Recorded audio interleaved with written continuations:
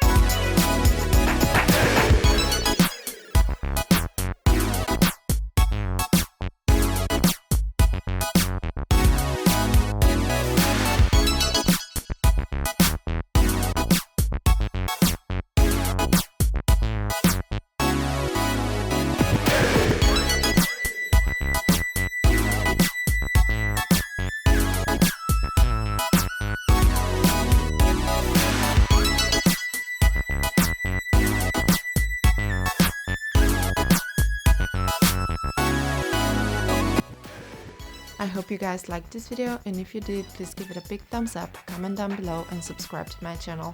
Thank you so much for watching, and I'll see you in my next video. Bye!